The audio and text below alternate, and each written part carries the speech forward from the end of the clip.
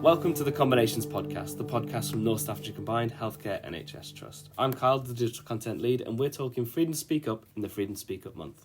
I've got a selection of the FTSU champions here to talk on the podcast. So guys, if you want to introduce yourselves and what you do for the Trust. Hello, my name is Hector. I'm the Practice Education and Preceptorship Lead, and I work with the PEF team. Hi, my name is Boluwatife. I work as OD Facilitator with the OD and Education team. My name's Anna Nicklin. I'm a care coordinator with the early intervention team. We specialise in psychosis. I've worked for the Trust for 20 years, and my history is from Ward 3, so female acute inpatient. Hi, I'm Veronica. I'm patient experience facilitator and volunteer coordinator at the Trust. Brilliant. Welcome, everyone, to the Combinations Podcast. I don't know if you've been on the podcast before, but we're going to be talking Freedom to Speak Up, and you are all the champions, or a selection of them. I know there's a few more in the Trust. What do you bring to the role as a Freedom to Speak Up champion? I think for me, I bring that listening ear, especially to our students and preceptor nurses or the newly qualified nurses who come into the Trust. They tend to come to the practice education team, so it's about giving that listening ear to any concerns or issues they may have and to signpost them appropriately. All right, so for me, I would say a kind of person who doesn't like injustice of any form, and I like to hear people out, anything you're going through. Personally, I believe any issue shared is half solved. So just speaking up can actually help to relieve a person of any form of burden that, they're carrying at that point in time. So, for me, after working on the wards for such a long time, I have built quite a lot of relationships around the Trust, and people tend to come to me with issues, and they always have done. I must have that face that people just come to and just speak about things. People have always found it quite comforting, and as you just said, I hate any kind of injustice. I hate people feeling like they can't say anything if they've got an issue. For all of us, the patient is the priority, and we should be able to speak up if there's an issue without fearing of any consequences. Yeah, and for me, it was very much around, as a non-clinician, but in previous NHS experiences, being in uncomfortable positions where following a process didn't work very well for me at all. And so Freedom to Speak Up for me gives a differing avenue, and it is about being that ear, like everybody else has said. I think that's probably something we all have in common, that it's about listening to people. And injustice, I think, is a really good word, that it's not okay not to be heard, and to remember that our patients are at the centre of everything we do, regardless of what position we have. And I also share the information with our service users and carers council as well, so to keep those people who do access services informed that these are routes that staff can take. Richard Branson always says, as part of his training, if you look after your staff, they'll look after their customers. Yeah. And I've always lived by that, really. If we look after the staff and make sure they are heard and they are happy, then the patient will have a better experience. Absolutely. And I think as a Freedom to Speak Up role, it is about listening and helping others, and that is, what embodies some of the qualities of the NHS. We're here to help, and it's not strictly just the services, but, if you want to speak up, this is where you should be able to. Now, I'm sort of new to Freedom to Speak Up. How long have you been in the roles, or how long have you been a part of Freedom to Speak Up? Or? We've thrown a curveball there. 3 years, maybe a bit more. Pre-COVID. So probably, pre-COVID, yeah. The COVID years seem to have just... Yeah, so possibly 4, even 5. Because we started at the same time, didn't we? We're OGs. Yeah, we're the oldies. We're the new... Yeah, we just started, Brilliant. So it's I don't want to say fairly new, because obviously 5 years is quite a long time, but obviously It's quite established now, I think. Yeah. And is it classed as a team, or are you just members of the trust that come together as like as almost like as champions, as just sort of like almost not celebrities but faces for freedom to speak up? Our faces are all over the Harplands, on different posters. I think the way Marie's taken hold of the post since she's been in post, maybe we're heading a bit more towards a team, because we've got protected time to work on it. Yeah. And she's really drilling down on our meetings so that we can offer support to each other, because sometimes we're having really difficult conversations and we need a place to air them, really. And a little bit of supervision for ourselves, I suppose. So again, it's protecting us, protecting the patient. And how have you pair felt coming into the Freedom to Speak Up team and joining and sort of getting involved? I think for me it's early days, but I think having been that go-to person for most of the, I think staff, especially staff from an ethnic minority background, I find that having somebody to listen to the concerns or problems that they're talking about has helped, as well as signposting. And I think if you look at the bigger picture, for me, it's about the retention as well, to say if somebody's listened to, if we follow the proper processes or support them the right way, they're more inclined to stay with us longer, as opposed to just ignoring their concerns, or just, if they feel like they're suffering on their own, they're more inclined to resign and just leave, because they don't want to highlight the concerns. They don't want to be seen as a troublemaker or something like that.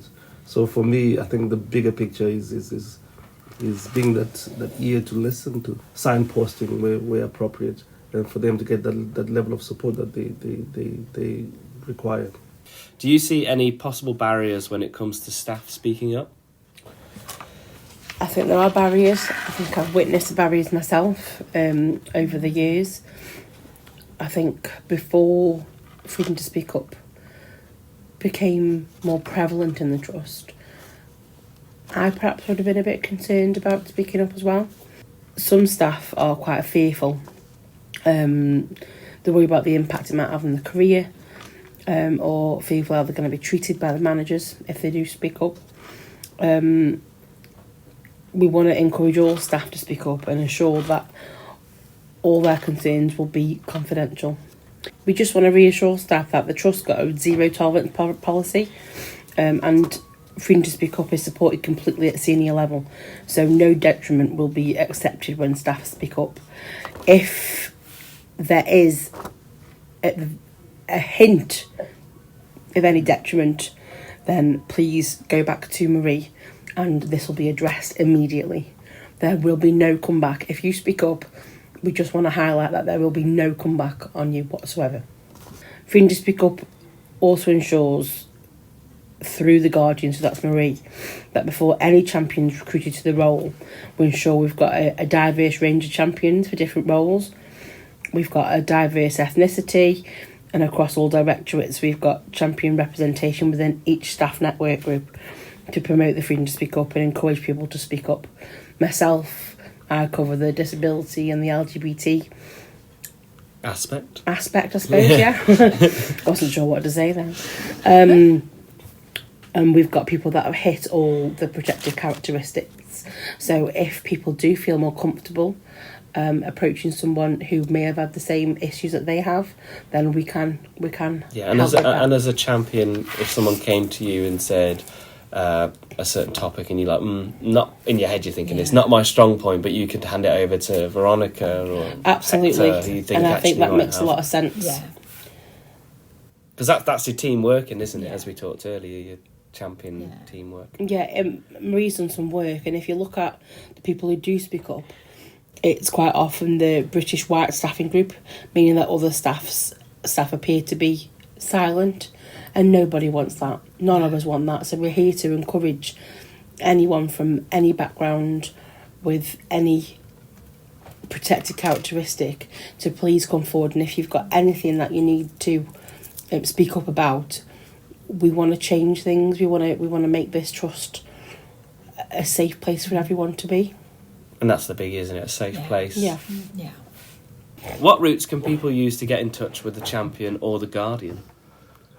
So, the Freedom to Speak Up information is available on our staff intranet, the CAT page.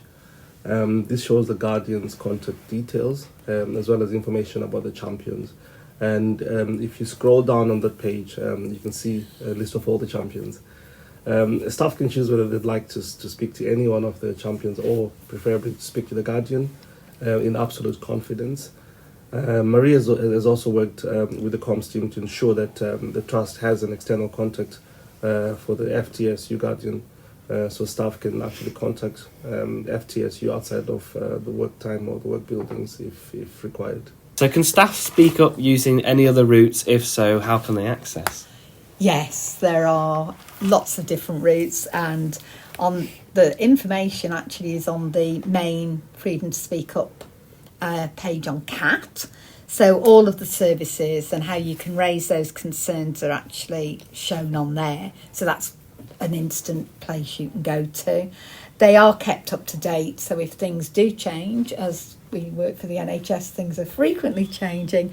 So if there's any alternative routes, they'll be noted on that page as well. Or if you've just got a query, you can look on there and you can check it out with the champion or the guardian as well. Because I think that's important. Sometimes you're not quite sure. So to be able to think about it, that it's all there on one page. So I think whatever route you use is fine, because you'll be signposted to the most appropriate for whatever concern it is you've raised. And I think the only other note I'd make is I think we often worry about speaking up. As I said at the start, I had some interesting situations, and what I was aware of was the toll it can take when you hang on thinking, do I need to raise this? Don't I need to raise it? So it's about speaking up early. So anything can be heard and supported, but actually it can be dealt with far easier at the beginning of a situation, we hope. About nipping it in the bud early so that actually it's a smaller problem, because quite often things can build up. And also, and I will say again, personally I'm aware of the stress that then can impact on that individual, which again is then harder to recover from. So please, the message we're giving you is speak up as early as you feel there's a concern. Don't leave it. And they do You're not say alone. that it's when you find that you have a problem, that's when you can start making the change. So once you identify it, so if you think that you have a problem, it's best to freedom to speak up. So. Yeah. And also sometimes once you've shared it, you can make up your mind which route it is you want to go, which I think is really important. And I suppose the earlier it is, it might be a quick fix. Yes. It might be as simple as a conversation. Yeah. It doesn't have to become a formalised issue or problem. Yeah. It's often a lot bigger in your head. Yeah. And then once it's out and shared, there's an easy fix. Yeah. Brilliant. Okay. My last question is, what one message would you like to share on behalf of the Freedom to Speak Up? All right, so I would say that we are all on individual journeys, and same as the trust is also on a journey. And at no point should anyone, give up and be like, oh, nothing's changing, then we're going to stop talking. We shouldn't get to that point. So I would say it's a message of encouragement. Everyone needs to know that once you raise a concern, something is being done about it. And like Hannah just said, some might be a quick fix, some might not. So there's the bit of patience as well.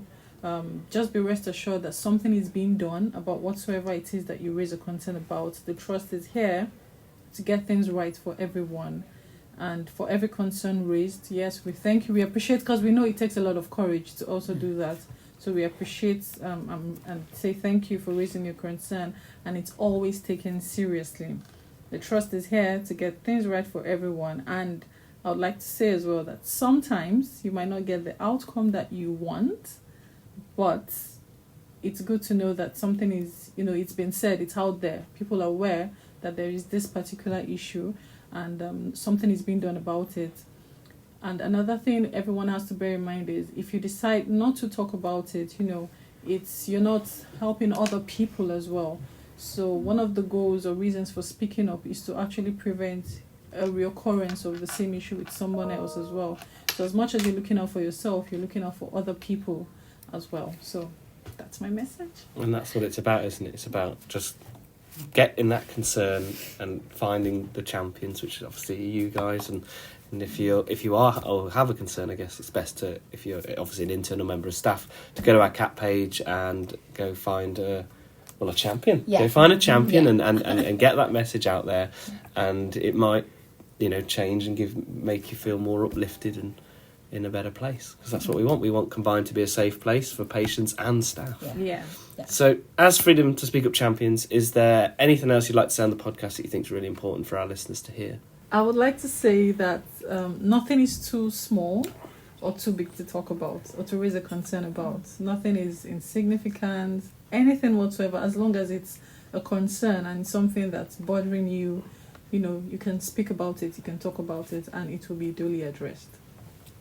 And I think it's good to mention as well that obviously you guys have protected time Yes. for being Freedom to Speak Up champions. So it's not just, I'm too busy to talk. No. Yeah. There is protected time for these, I don't want to say issues, but these things that you want to talk about. Yeah, concerns that you want to talk about. Yeah. So And the likelihood is, if you've got the concern, people have also probably got the concern as well. Yeah. Someone's just got to go first and be brave. Well, that's it, yeah. So once it's out there, you can discuss between yourselves as well. And if the route's already been made, then you can offer the same support. And if not, it's that challenge of how can we help this person in the best way possible to create our safe Combined. So thank you so much for coming on the podcast. It's been an eye-opener. And again, this is what we like to bring to the Combinations podcast, is the inner workings of Combined, not just the clinical side and the corporate side, but actually seeing the little teams in between.